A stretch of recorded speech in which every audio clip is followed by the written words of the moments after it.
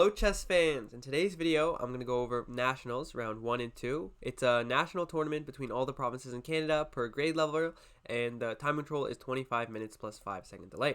So let's get right into the first game. I was against around a 2050 rated opponent.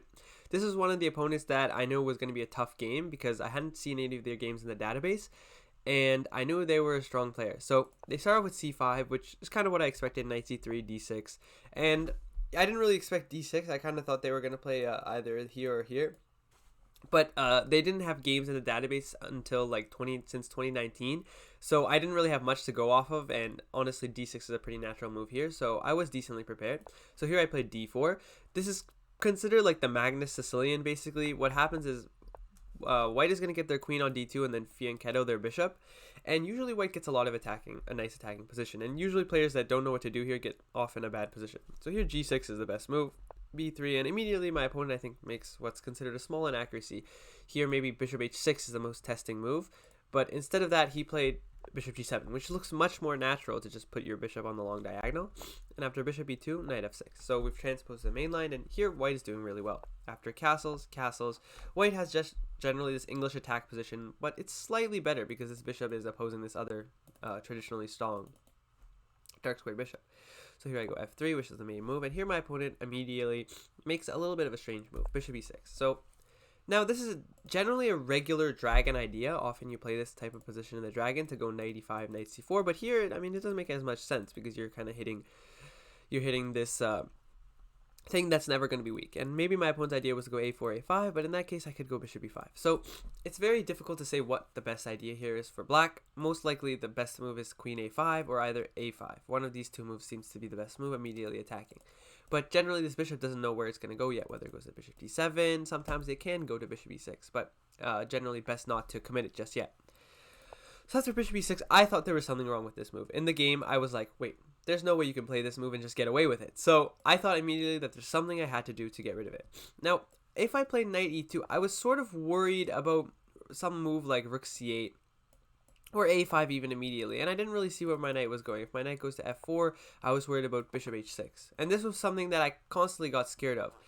But here, it's important to know that if you go king b1 and something like a4, immediately you have this tactic, and then you're going to win material here and have a nice position, or at least get the bishop here. For example, takes, bishop takes c3, and something like knight takes c6 with knight e7 to come. Takes, and there's a game in the lead chess database like this in which white was up a piece. So there are tactics that are working out here for white, so I really shouldn't have been scared of this. And instead I went knight d5. And the idea is, okay, if he goes bishop takes d5 and something like knight e5, this is clearly much better for me. After like g4, I have the bishop here. My bishop here is nicely unopposed, and after h4, h5, it's going to be very unpleasant. So I was hoping for that. And I was also expecting the move rook c8. I thought this was also a very natural move, in which case I thought, okay, I can win a pawn here. And this would also be nice, but here, excuse me, black might have full compensation. Actually, I think in this position I'm dead lost because of rook d8. So at least I could cripple their structure and then maybe go knight e2, knight here into d5. And this is around an equal position. But it doesn't seem that pleasant to play. So those are two moves I expected, but then my opponent played knight e5, which I hadn't really seen. And immediately here, I saw some ghosts. So here probably you should go knight g2, knight f4, but I was again afraid of this bishop h6 move. So I spent a long time here, and I ended up playing knight f4, which is sort of an inferior move because, okay, yeah, I am getting my knight closer to the king side, but it's unclear if that was what I wanted to do. And after bishop d7 here, I made what can be considered a larger mistake. So here I either have to go king b1 or g4. Generally, this is the plan. And my next move sort of misses the thread of what you're supposed to do in this position. Now, king b1 is just a solid move and also getting out of this bishop h6 threats. And g4 is just preparing against h5, because now I could take and this knight is covering the square. But the move I played, h4, is a common mistake you might see. After h5, all my play here is killed. And what I thought during the game, I thought that I would get knight h3, knight g5, and I would be able to take this and plant a bishop on c4. And I thought I would have very nice compensation on the light squares, and my position would be nice. But I think I really overestimated my attacking potential here, and if I wanted to attack, it's important to note that g4 is the way you should attack here. And the engine says king b1 is the best and g4 is the second best, but both look very natural to me, and I think that black's attack is much slower here. After h4, h5, I think my chances in this game would have gone up a lot. But instead of after I played h4, my opponent played h5, and here it's equal, but it's a very tough equality for white because you're not really going to be attacking them. Here I played knight h3. That was my idea, to go knight g5, and my opponent nearly took this knight, which made me really happy, because then after rook takes, or even knight takes, getting the other knight to g5 and followed by g4, I would have been winning. But then he played rook c8 at the last second, which made me a little bit disappointed because I really wanted him to see him take on h3. So here I played king b1, just getting out of the file. We saw a5. I mean, I thought this was strange in the game, but yeah, now that I look at it, it looks completely natural. But I guess like bringing the rook c8 and then going here was a little bit strange to me. What I expected him to do, I thought either queen b6 was gonna happen, and then the other rook comes to c8 and then a4 a5. But the engine says that both queen b6 and rook c8 are about equal. So my opponent clearly played well here. I played knight g5, and yeah, here I'm completely missing the thread of what I'm supposed to be doing in this position. Knight g5, I was dreaming of some sacrifices here with g4 coming, and after a4, yeah, I just don't have anything. Here I really wanted to play g4 for a really long time, but the engine immediately says that he has takes, and something like knight takes e4, and this is what I was afraid of. And my opponent told me that I probably could have gone for this after the game. I can't remember if maybe it was my opponent or somebody else, but yeah, in this position, yeah, I'm just losing, and my opponent, even though he's down a piece, he's getting all the pawns on the queen side, and he's getting some nice attacks. So this is what I saw, and I was very scared of it. So I can't go g4, and maybe why I should have gone g4 earlier. I go bishop e2, which is a very sad move, preparing g4, but even still, it doesn't work, because after takes, he can take back with the bishop, and he's covering it. And after takes, I would want to go h5, but now he can go takes here, and he gets a tempo on my bishop. So it's very unclear. So here I take. I have to take with the c pawn to keep guard of the a2 pawn, and here my opponent goes rook a8. A very nice move, and a move I didn't see at first, because I was like, oh, you moved your rook to c8, now you're moving back to e8. Doesn't make much sense, but it's very strong, preparing queen a5, and here. And yeah, here I had no idea what to do, honestly. It's a very difficult position, and the way you're supposed to play this, the best move is rook c1, which is a very difficult move to play. And the idea is that the queen trade is going to happen, and then after rook e7, bishop c6, rook takes e7. Excuse me. The rook apparently is not getting trapped here, which I think is very hard to see, but also it's very unintuitive, because as white you really want to attack on the king side. So I went knight d3. I traded off this knight, which I guess is not really doing anything at all for this knight that was kind of blocking my bishop. And yeah, here I'm losing the thread of the positions pretty slowly here. So yeah, and I've moved this knight from c3 to d5 to f4 here just to trade off for this knight. Not really a smart plan. So here bishop takes d3. My opponent played queen a5, and yeah, here's a last chance where I had to probably equalize at this point. Maybe at this point I should have realized that I'm no longer playing it for any sort of advantage, but here I still really wanted to win. So queen takes a5, something like this, and rook c1 or rook d2, either of these moves would have been fine, and white is very slightly better. But it's hard to think you're better in the endgame, especially in a Sicilian, because usually when we get to the endgame, the black player usually is winning, and white is the one that has to attack, or both sides are attacking. And usually the center majority is better. But here apparently white has some activity, and the nice bishop on the diagonal compensates him fully here. I think white has like +1 here, plus 0.1. Okay, no, maybe it's not this position. Okay, rook d2, sorry. Okay, rook c1 is bad, rook d2. And I'm really unsure what the move rook d2 does. But apparently here after this, bishop c3, and white is like plus 0.3.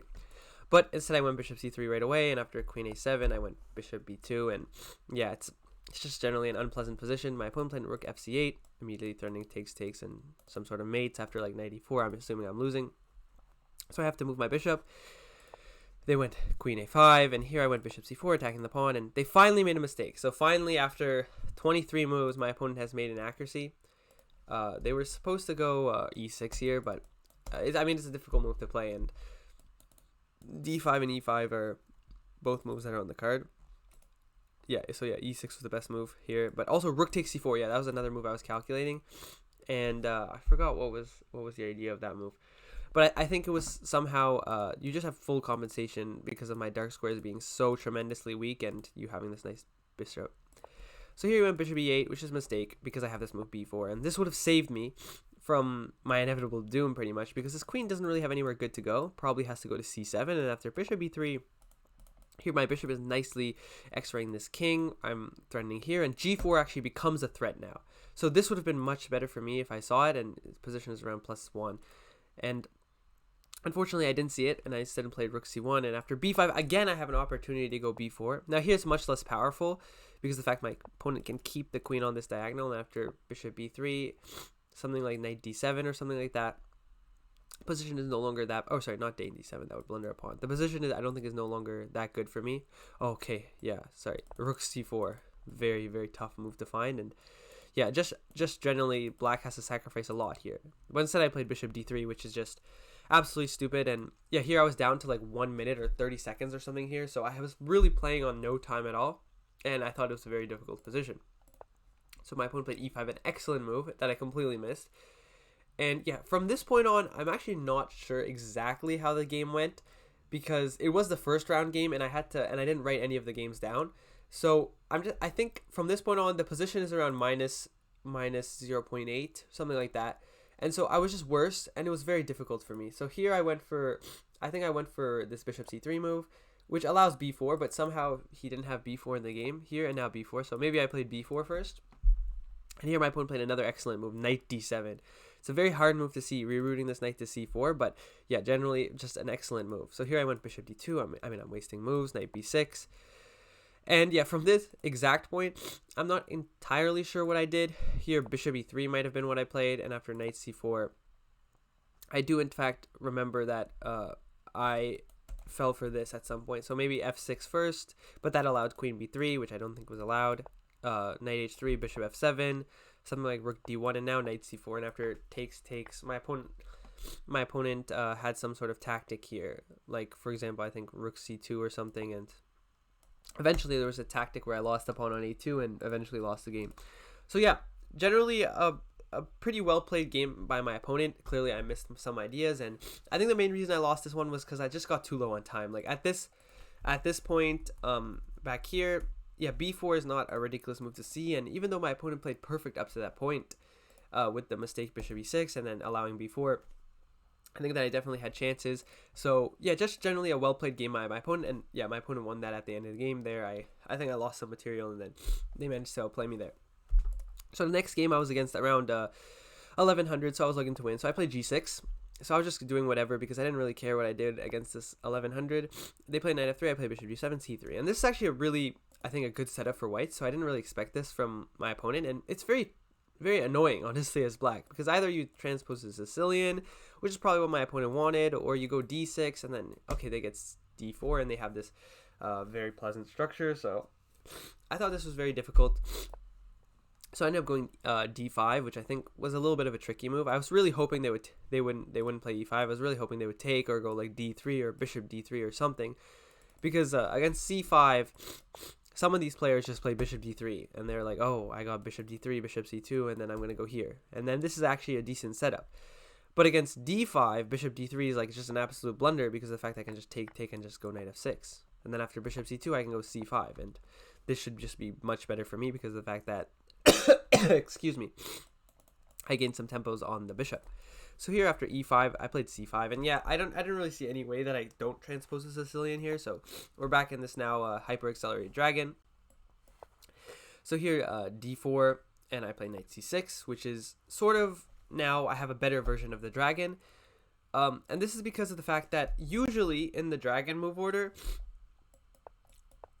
black doesn't have enough time to prevent white from taking on c5. So usually black has to commit to this. So for example, if instead after knight f3 I played here and my opponent played c3, for example this, after d4, here I have to take, and then after takes d5 here, notice we'd have the same position where I already committed to this.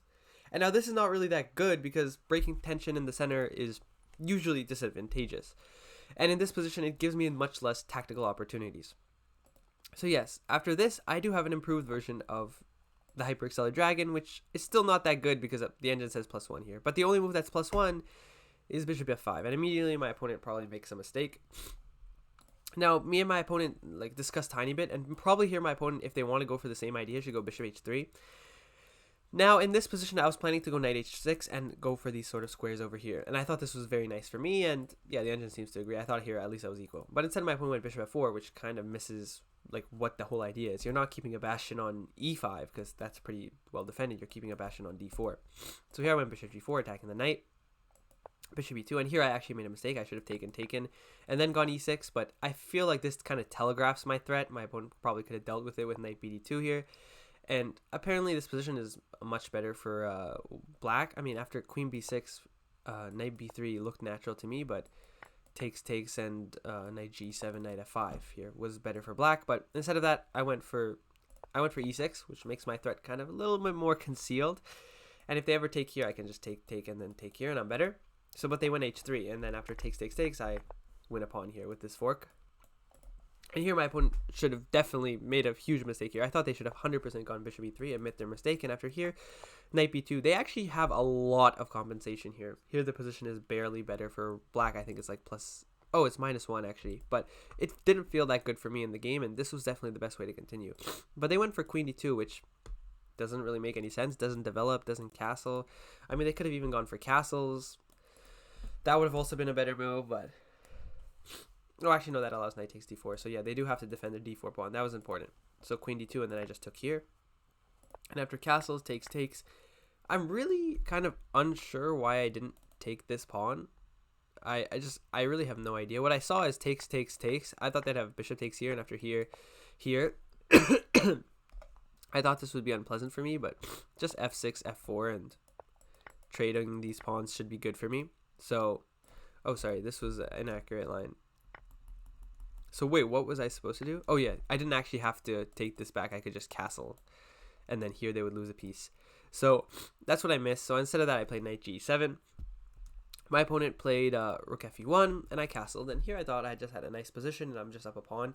And yeah, my opponent wasn't too high rated, so I was pretty happy with my position here. Here my opponent played knight b3, and actually in this position I did miss a move. After knight b3 I finally saw the move. I saw knight b4, and the idea is knight d3, but also knight c2. So my opponent has to defend both of those with rook ad1, and then they lose another pawn. So now they're down 2 pawns. My opponent went rook d4 here in like 1 second. I was really shocked. I was like, oh, I didn't even look at this move at all. I kind of expected... like bishop d2, trying to trap my knight this way, and then I saw that I have knight c6 defending. So I didn't really see this move, and after here rook a4, bishop d2, a5, here I was doing fine. My opponent played knight c5, and here's my longest think of a game. I think I thought for like two or 3 minutes here, and I just kind of missed what my opponent was trying to do here. I played this move b6, and my opponent played knight d7, which, okay, looks like it forks me, but it doesn't actually, because I have this move rook ad8, and after here, his knight is trapped. But I missed this move bishop g5. And after takes, my opponent played something like rook c1, and I played here. And this position is like -9 now. And I'm not really sure how the rest of the game went. I remember my opponent made it slightly difficult, but then at some point they started committing these pawns. And at some point I played g5, and then they took here, and I took here, and I won the game. But from this point, it's pretty irrelevant. Here, the position is like -9, and I think I was pretty cleanly winning from this point. So yeah, that's the end of today's video, guys. If you liked this video, please remember to leave a like and subscribe, and I'll probably be going over all the games I played in this tournament. The next round game was against the strongest opponent, and I think that was probably the best game of the whole tournament. At least the one that I thought that was the best played by both players, at least, was quite interesting. So yeah, I'll see you guys in the next video. Make sure to leave a like and subscribe.